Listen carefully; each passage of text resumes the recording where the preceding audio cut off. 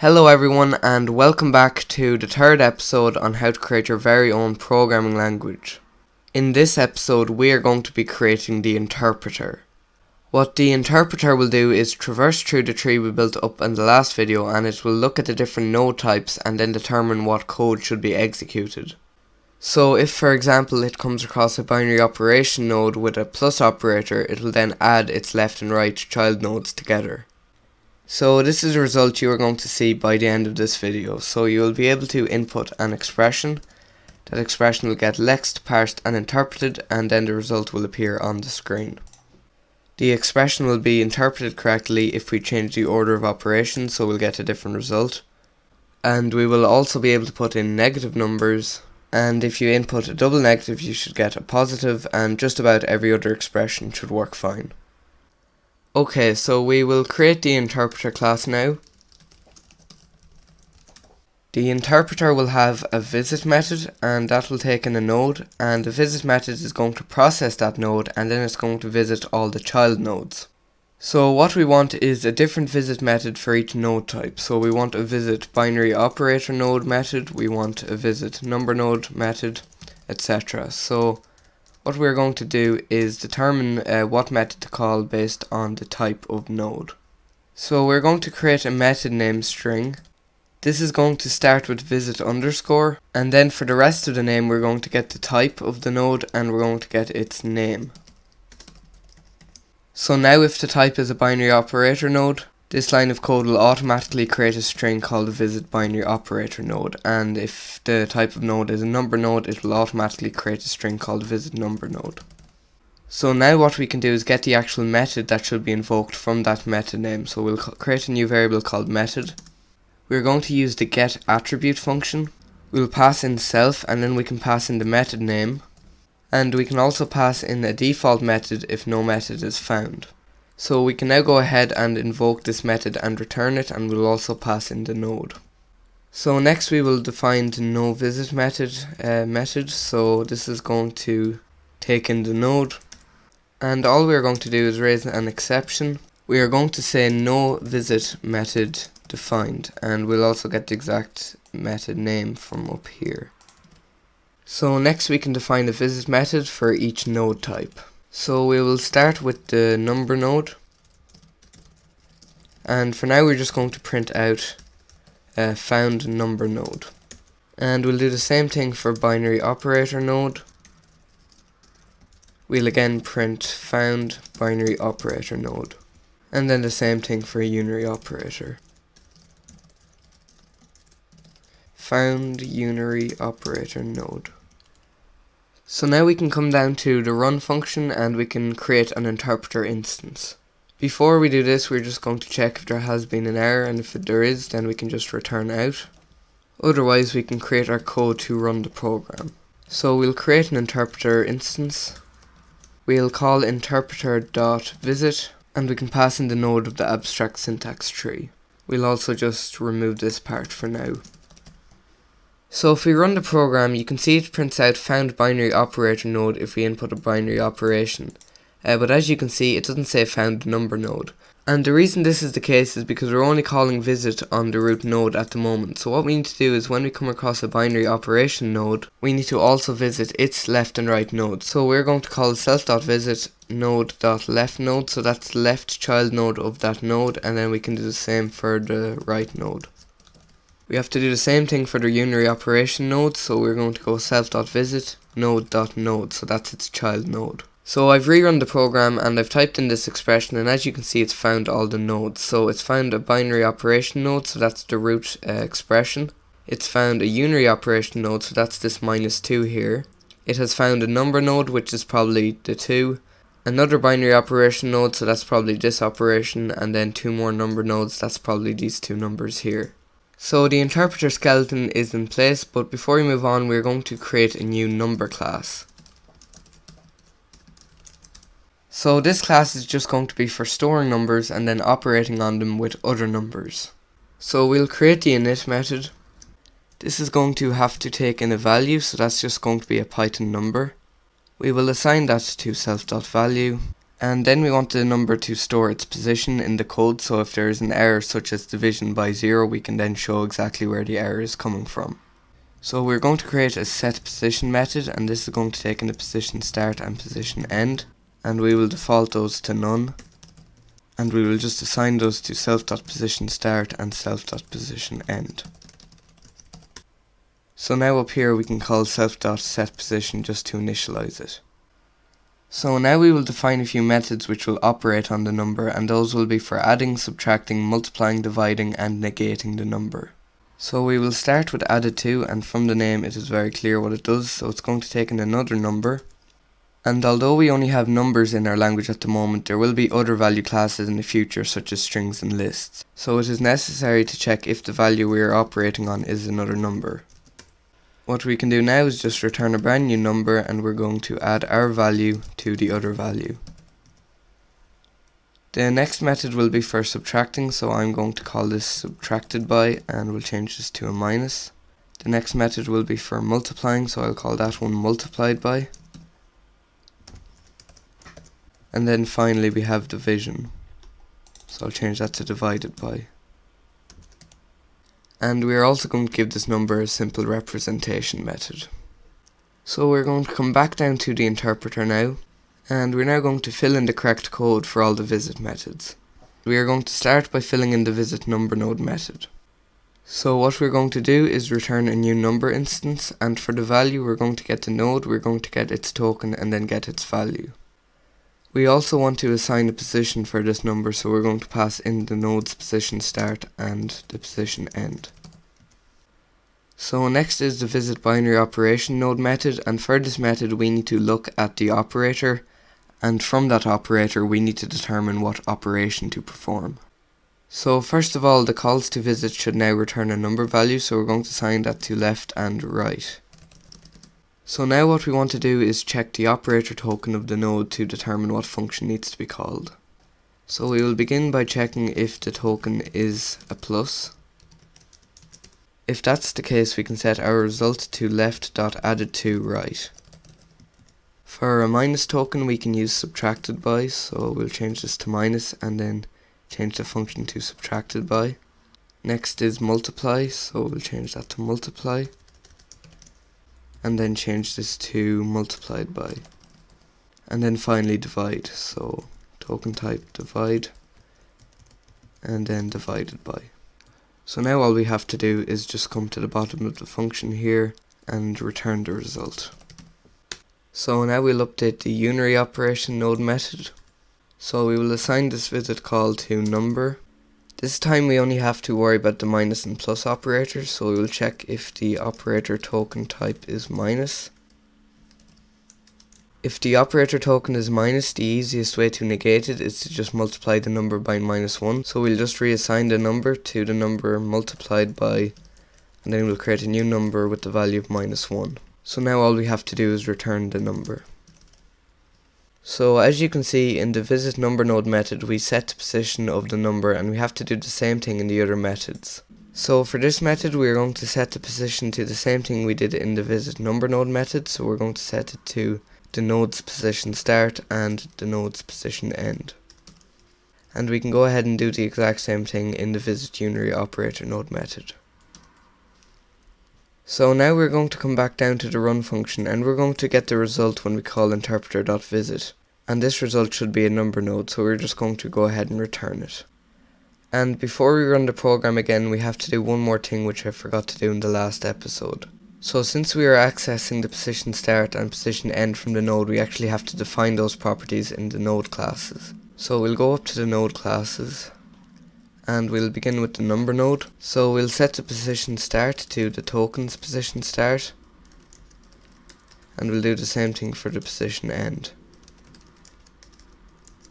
For the binary operator node, we're going to set the position start to the left node's position start, and for the position end we're going to get the right node's position end. So that means the starting position is at the start of the left node, and then the ending position is at the end of the right node. For the unary operator node, we will set the position start to the operator token's position start, and we will set the position end to the node's position end. So if we run the program now, we can input an expression and the output will come up on the screen. If we input an expression such as 1 plus 2 multiplied by 3, we can change the order of operations using parentheses, and the result changes. We can also use negative numbers and use them inside expressions, and if we use a double negative or even a quadruple negative, that will make a positive. So there's one final thing we have to do in this video, and that's to add error support to the interpreter. So the only error we have to worry about right now is division by 0, because at the moment if we divide by 0, Python actually crashes the program with its own division by 0 error, so we need to put our own error in place here. Okay, so if we come back into the code now, the first thing we have to do is create a new error class, and we are going to call this one runtime error, and we will also update this string. So the next thing we have to do is create a runtime result class, and this is going to be very similar to the parse result class, as it's going to keep track of the current result, and it's also going to keep track of an error if there is any. So we'll create the init method, and we will start off by setting self.value, which is the result, to none, and we will also set self.error to none. Like the parse result, we need a register method, and this will take in another runtime result. This function will check if that result has an error, and if it does, we will assign it to our error, and then we can return the value of the result. So again, like the parse result, we're going to need two methods, success and failure. So success is going to take in a successful value, and then we will update self.value. And then we need failure, which is going to take in an error, and we'll update self.error. So now we can come down to the interpreter and use this new runtime result class. So we'll begin by updating the visit number node method, and we'll create a new runtime result, and we will call success because there's never any way that a number can be unsuccessful because there's no operations happening. So next is the binary operator node, so we will create a new runtime result, and we will wrap the visit calls in result.register.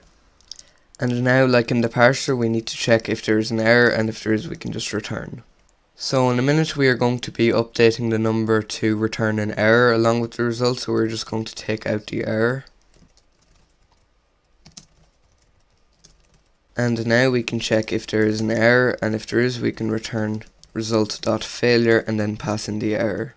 Otherwise, we can wrap this in response.success. Next is the unary operator node visit method, so we'll do the same thing. We'll create a new runtime result instance.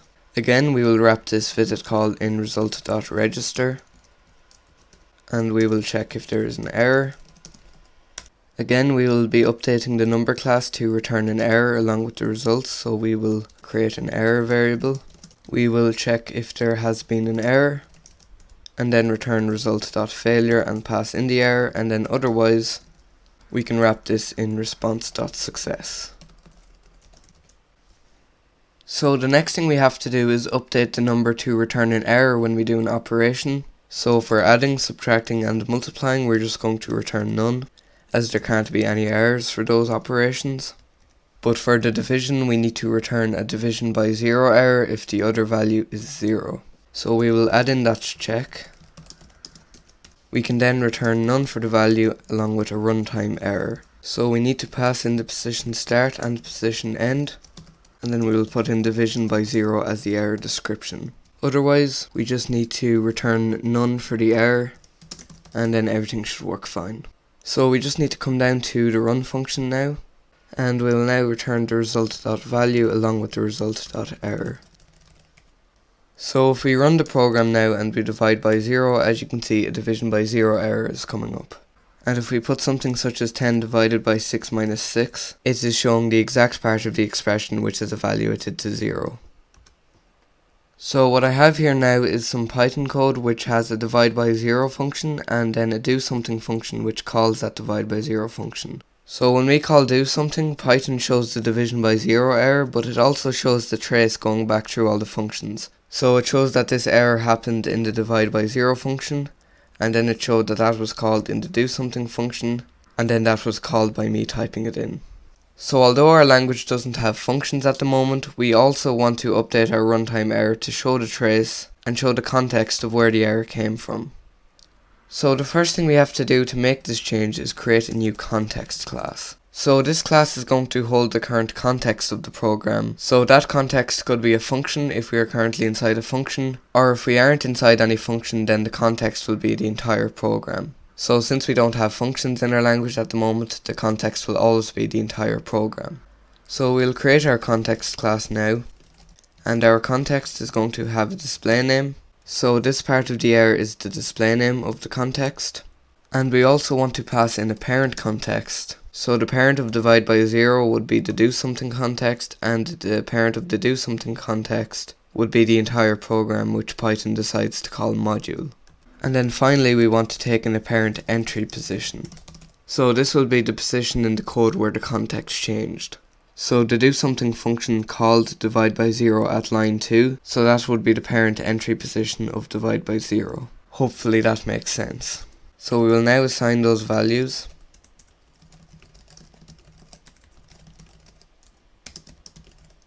And that's actually currently all there is for the context class at the moment. So now we're going to create our initial root context inside the run function, and we're going to call this root context program. So the idea now is that we pass this context through into the visit method, and that will get passed all the way down the tree. So our visit method will now take in a context, and we will pass that through, and then we have to update all the methods to take in a context. And then we have to pass the context through the other visit calls, and we'll do the same thing here. And then the idea is that the number class will also keep track of the context. So we will be adding a set context method to the number in a moment, so we can then pass in the context. So we now just need to really quickly update the number class. So we're going to add a set context method. It will just take in the context, and we will assign self.context, and then we will return. And then we will initialize the context to none by just calling setContext up here without passing in a value. So now every time we do an operation, we need to also set the context of the new number, so we'll just pass in this .context, or sorry, self.context. So we'll just copy this and paste it here, and here, and here. And now what we can do is, if there is an error, we can just pass in our context. So the final thing we have to do then is update the runtime error class to show the trace and the context for each part of the trace. So we will take in the context, and we will assign that to self.context.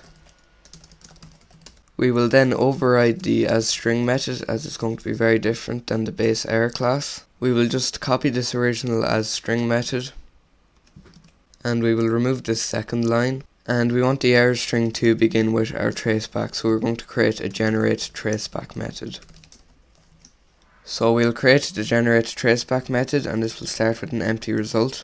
We're also going to have to get the position and the context, and we will now create a loop for each part of the trace. So then we will add this string to the result, and this will show the file, the line number, and then the context display name. And then at the end we will add what we currently have in the result variable. We will reassign the position to the context's parent entry position, and then we will reassign the context to the parent context. And so then while we have a parent context, this loop will continue and therefore show the entire traceback. So now we will just return that result along with this message beforehand. And I just noticed I forgot to return the result in the asString method, so just don't forget to put that in. Okay, so if we run the program now and we divide by 0, as you can see the entire traceback is showing.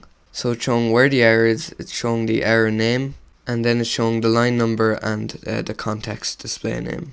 So by the time we add functions to the language, which will be in episode 9, it will then show the entire traceback with all the function calls, which is great. Okay, so that's going to be it for this video. So in the next episode, which will be out in about 2 weeks, we will be finally adding more features to the language, and the first of them is going to be variables. So if you have any questions or problems, just leave a comment below, and if you've enjoyed the video, don't forget to leave a like. So thanks very much for watching, and I will see you in the next video.